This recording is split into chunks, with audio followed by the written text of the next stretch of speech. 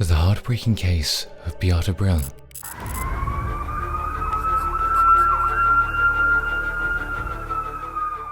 It was a typical summer day in the small village of Woburn Green. The sun was shining, the air was fresh, and the tranquility of the countryside was only interrupted by the occasional sound of birds and leaves rustling in the wind. But little did the inhabitants know, their peaceful summer was about to be shattered. A driver parked his vehicle on the grassy shoulder of a small rural road in the county of Buckinghamshire. He jumped out of his car and headed into the woods, intent on taking a quick pee. But what he found in the woods would change his life forever. As he walked deeper into the woods, he saw the smoke before he saw the charred body. It was lying in the undergrowth a few feet away, still smoldering. The remains were hardly recognizable as human. The skull was shattered in multiple places. The clothing had disintegrated due to the heat of the flames, and the skin was blistered and burnt. Pulling out his mobile phone, the man punched in 999. As the police began their investigation, it was soon discovered that the body was that of a young woman, perhaps in her early 20s. She had suffered repeated blows to the head with an unidentified weapon and had been doused in accelerant before being set alight. The only clues to her identity were a Pegasus tattoo on her right upper arm and a ring on her left middle finger shaped like a snake. But as investigation continued, it was revealed that the young woman was none other than the 23-year-old Beata Brill, a young woman from Poland who had come to London in search of a better life. The brutal murder sent ripples through the small village and briefly made headlines in local newspapers. But as time passed and no one came forward to claim the victim as their relative, the conversation moved on and the local reporters found other stories to cover. Meanwhile, detectives were left to wonder why no one seemed to be looking for this young woman. As the investigation progressed, forensic experts used advanced isotope screening processes in the bones to establish the victim's race, and facial mapping techniques were used to create an image of what she might have looked like. Despite these efforts, the victim's identity remained a mystery. But eventually, detectives in the Thames Valley Police Murder Incident Room made a breakthrough. Security cameras at Leytonstone Tube Station in East London captured an image of a young woman who appeared to be thin and disheveled, matching the description of the victim on July 28th, the night before the body was discovered.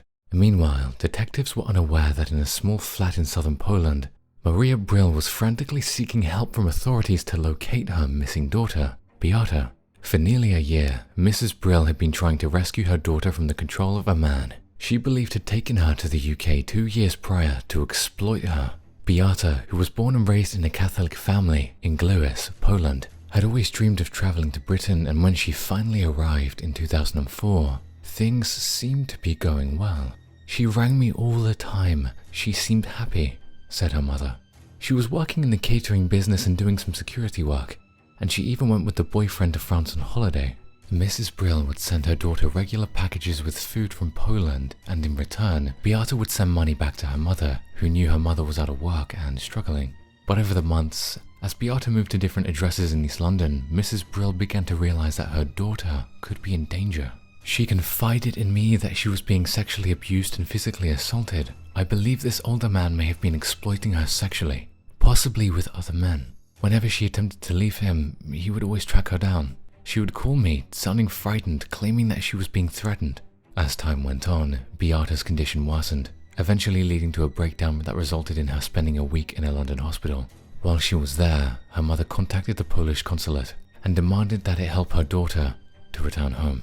She had contacted the Polish consulate for help, but her financial situation did not allow her to travel to London herself. In October of the previous year, Beata had returned home looking thin, tired, and scared.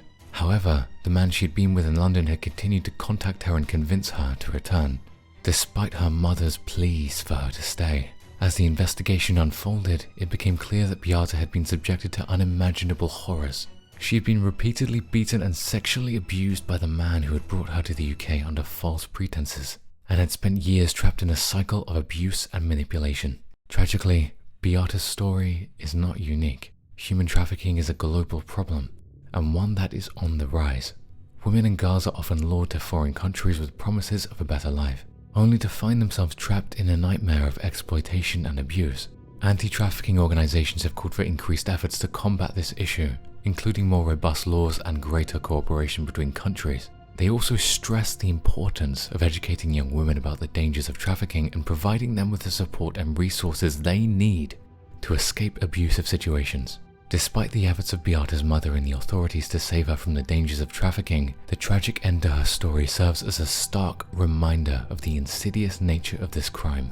The emotional manipulation and exploitation that Beata fell victim to highlights the need for increased training and awareness in identifying and helping victims of trafficking.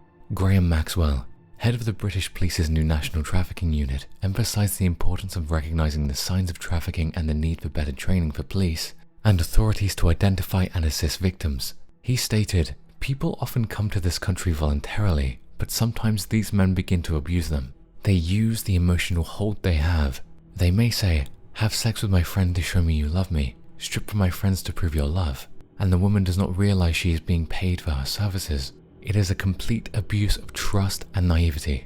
As the investigation into Beata's murder continues, authorities are determined to bring her killer to justice and bring closure to her mother and loved ones. However, the case also serves as a reminder of the ongoing struggle against human trafficking and the need for continued efforts to combat this heinous crime. The end of Beata's story is a tragic one, but her mother's tireless efforts to save her daughter serve as a powerful reminder of the love and determination of those who fight against trafficking. And the question remains, who is behind the death of Beata and why? Will her killer ever be found? Will the truth come out? Only time will tell.